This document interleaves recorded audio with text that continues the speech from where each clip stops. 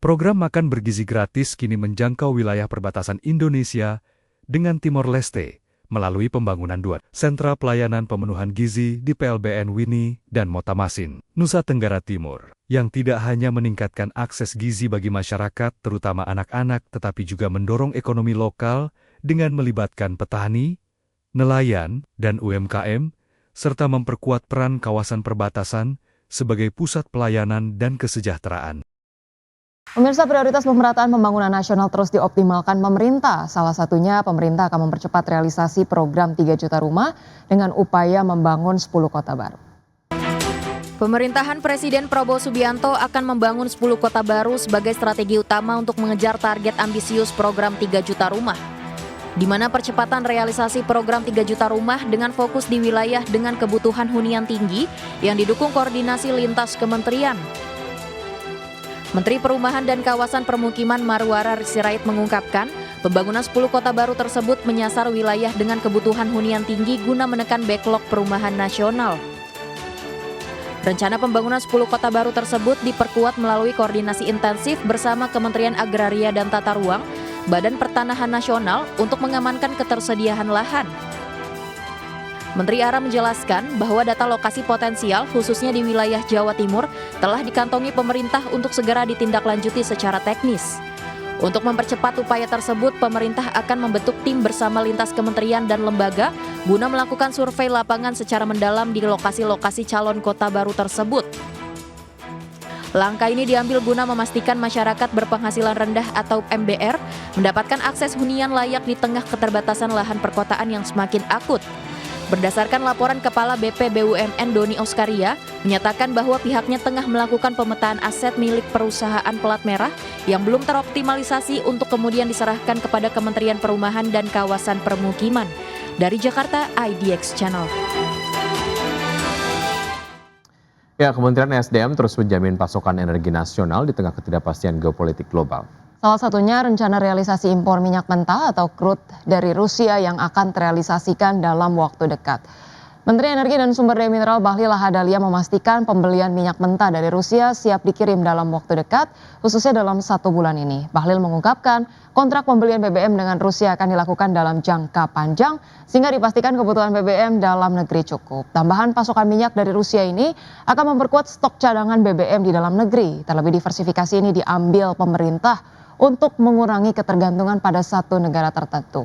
Selain crude oil, pemerintah juga membuka opsi impor liquefied petroleum gas atau LPG dari Rusia, di mana kebutuhan LPG nasional mencapai sekitar 8,6 juta ton per tahun, sementara produksi dalam negeri hanya sekitar 2 juta ton.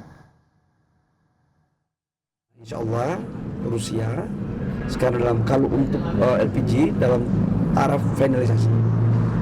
Ya kita doakan bisa cepat selesai karena memang di hampir semua dunia membutuhkan LPG. Begitu Saudi Aramco kena kemarin dari gejolak ketegangan sampai kemudian kena rudal di pabrik mereka, di industri mereka, itu pasti berpengaruh kepada global. Tetapi sekalipun seperti itu, alhamdulillah kita dengan Pertamina, dengan kami di SDM dan semua pemangku kepentingan selalu melakukan konsolidasi untuk mencari alternatif terbaik. Dan sekarang posisi LPG kita di atas standar. Pemirsa, Menteri Sosial Saifullah Yusuf mengungkapkan pemerintah menyiapkan anggaran sebesar 4,6 triliun rupiah per bulan untuk program penerima bantuan iuran BPJS Kesehatan.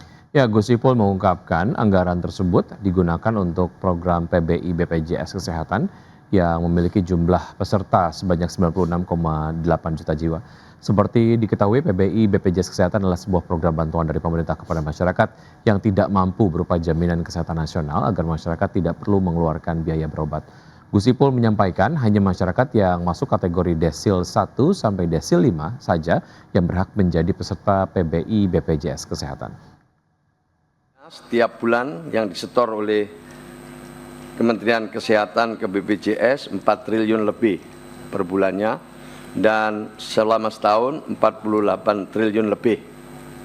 Ini adalah alokasi untuk PBI JK. Dalam 1 tahun terakhir ini, kami mencoba merumuskan untuk pembagian kuota ini yang tentu diharapkan tadi ke depan bisa ditambah. Bagaimana supaya pembagiannya ini ada rumus yang bisa jadikan pedoman bersama. Negosiator utama Iran dan Amerika Serikat mengungkapkan negosiasi terbaru antara kedua pihak baru-baru ini telah mencapai kemajuan. Meski demikian, sebagai tanggapan atas blokade berkelanjutan Amerika Serikat, Teheran kembali memutuskan untuk menutup Selat Hormuz tak lama setelah mengumumkan pembukaan kembali jalur pelayaran strategis tersebut. Negosiator utama Iran mengatakan pembicaraan dengan Amerika Serikat baru-baru ini telah mencapai kemajuan, tetapi masih ada perbedaan pendapat mengenai isu nuklir dan Selat Hormuz. Sementara itu, Presiden Donald Trump menyebutkan percakapan yang sangat baik dengan Teheran meskipun memperingatkan terhadap pemerasan atas jalur pelayaran utama tersebut. Kedua pihak tidak memberikan rincian spesifik tentang keadaan negosiasi pada hari Sabtu pekan lalu, beberapa hari sebelum gencatan senjata yang rapuh dalam perang Amerika Serikat-Israel melawan Iran akan berakhir. Kepala negosiator Iran Mohammad Bagher Khalibaf merujuk pada pembicaraan akhir pekan lalu mengatakan negosiasi telah mencapai kemajuan tetapi masih ada jarak yang besar di antara kedua pihak. Sedangkan Trump mengatakan Amerika Serikat sedang melakukan percakapan yang sangat baik, tetapi tidak memberikan detail lainnya. Namun Teheran membalikan arah pada hari Sabtu untuk menegaskan kembali kendali atas Selat Hormuz, sekali lagi menutup titik hambatan energi dan menambah ketidakpastian baru. Iran mengatakan pihaknya menanggapi blokade berkelanjutan Amerika Serikat terhadap pelabuhan Iran, menyebutnya sebagai pelanggaran gencatan senjata. Sementara pemimpin tertinggi Iran Ayatullah Mojtaba Khamenei mengatakan Angkatan Laut Iran siap untuk memberikan kekalahan pahit baru kepada musuh-musuhnya. Adapun sebelumnya pada Jumat lalu Iran telah mengumumkan pembukaan kembali sementara Selat Hormuz setelah kesepakatan gencatan senjata 10 hari yang dimediasi Amerika Serikat pada hari Kamis antara Israel dan Lebanon. Berbagai sumber, IDX Channel. Ya, harga minyak kembali menguat tajam pada awal sesi perdagangan di hari Senin setelah sebelumnya mengalami penurunan signifikan pada akhir pekan. Kenaikan ini terjadi di tengah meningkatnya ketegangan geopolitik menyusul penutupan Selat Hormuz. Minyak mentah berjangka Brent melambung 7,26% ke level $96,94 per barrel pada hari Senin pagi waktu Singapura, sedangkan minyak mentah berjangka West Texas Intermediate melonjak 7,24% ke posisi $89,92 per barrel. Sebelumnya harga minyak sempat merosot lebih dari 9% pada hari Jumat.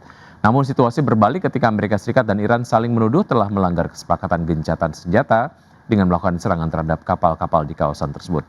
Ketegangan ini memacu kekhawatiran pasar terhadap gangguan pasokan energi dunia dan pelaku pasar kini mencermati perkembangan lebih lanjut dari konflik tersebut, mengingat eskalasi yang berlanjut berpotensi memperburuk ketidakpastian dan mendorong harga minyak semakin tinggi dalam waktu dekat.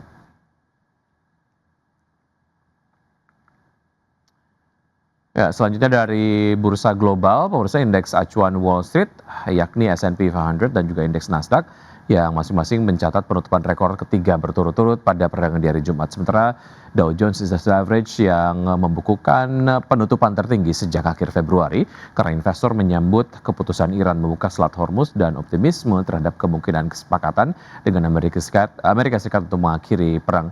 Dan pada perdagangan di hari Jumat, Nasdaq yang naik 1,52% ke level 24.468, Dow Jones naik 1,79% ke posisi 49.447, dan S&P 500 naik 1,2% ke level 7.126.